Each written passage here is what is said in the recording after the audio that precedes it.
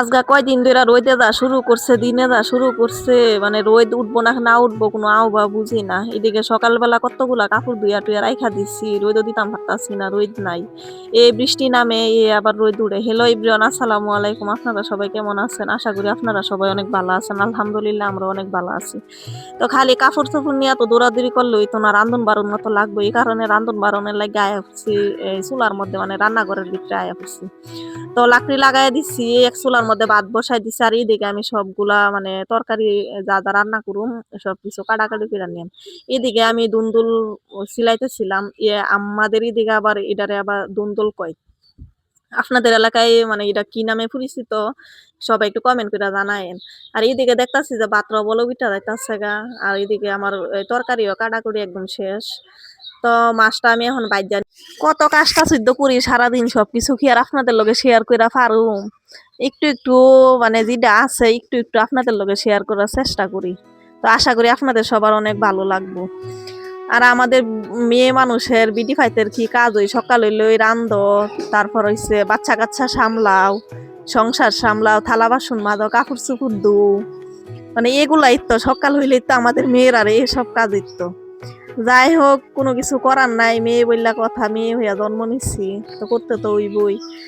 তো এইদিকে আমার মাছটা বাজা বাজা কইরা নিছে। আমি কিন্তু আবার মাছ একদম লাল লাল কইরা না বাজলে, মানে কড়া কড়া কইরা না বাজলে আমি আবার খাইতাম পারি না।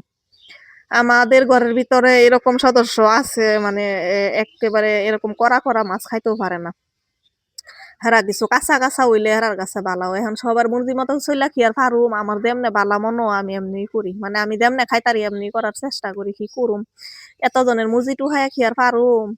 জাগাই দিকে যেটাই হইছে ওক দরি, আচ্ছা এখন আমি এই যে মাছটা যে বাজি এটা এখন আমি বুনা কইরা নিয়াম। আপনারা দেখতে থাকেন আমি যে কেমনে মাছটা বুনা করি।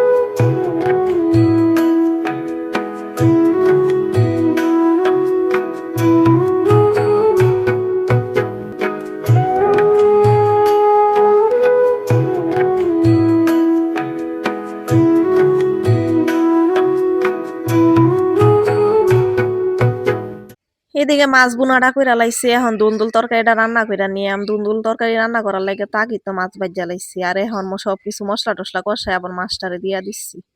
দিয়া লাইরা টাইরা আবার দিয়া দিলাম দুন্দুল তরকারি, মানে দুন্দুলটা দিয়া তারপর দুন্দুল তরকারিটা এখন রান্না কইরা নিয়াম। আমার ভিডিওটা এই পর্যন্ত দেখতে দেখতে যারা আয়া পড়ছেন একটা লাইক দিছেন না, সবাই একটা লাইক দিয়া দিয়েন। আর যারা যারা এখনো চ্যানেলটা সাবস্ক্রাইব করেন নাই অবশ্যই চ্যানেলটা সাবস্ক্রাইব করে দিবেন। দেখেন এইদিকে আমি এই যে দুন্দুল তরকারি লাড়তেছিলাম, আর বাহিরের দিকে বারবার তাকাইতেছিলাম যে বৃষ্টি নিয়ে আবার আয়া পড়লে তো আমার ছাদের উপরে দৌড় দিতেই হইবে। এতগুলা কাপড় লাইরা দিয়াইছি, আবার কিছু শুকনা কাপড়ও ছিল, সবগুলো আবার ভিজবো। দিনটাও আবার অন্ধকার কইরা লাইছে, কখন জানি আবার নাইমা জাগা। তারপর দেখলাম যে না, বারে বারে এরকম কইরা তো লাভ নাই। আর এইদিকে তরকারিটা প্রায় আমার শেষের দিকে, দুন্দুল তরকারি দেখেন সুন্দর একটা কালার আইছে। তরকারির মধ্যে কিন্তু আমি কোনো এক্সট্রা কোনো নিয়ে দেই নাই, কারণ দুন্দুল তরকারি মানে দুন্দুল থেকে এমনিতে কিন্তু অনেক পানি উঠে। তো এমনিতে প্রচুর পানি উঠছিল, ওইটা টকবক টকবক করতেছে, আর পানি দেওয়ার তো কোনো প্রয়োজনই নাই। আর ঢাকছিলামও না, আমি কিন্তু একদম না ডাইকা তরকারিটা রান্না করছি, কারণ ডাকলে দুন্দুলের কালারটা নষ্ট হয়ে যাবে, তরকারির কালারটা নষ্ট হয়ে যাবে। এখন দেখেন কত সুন্দর একটা কালার হইছে না, তরকারিটা একটু সবুজ সবুজ। তো এইদিকে তরকারি রান্না করা শেষ, তো এখন নামায় নিয়াম।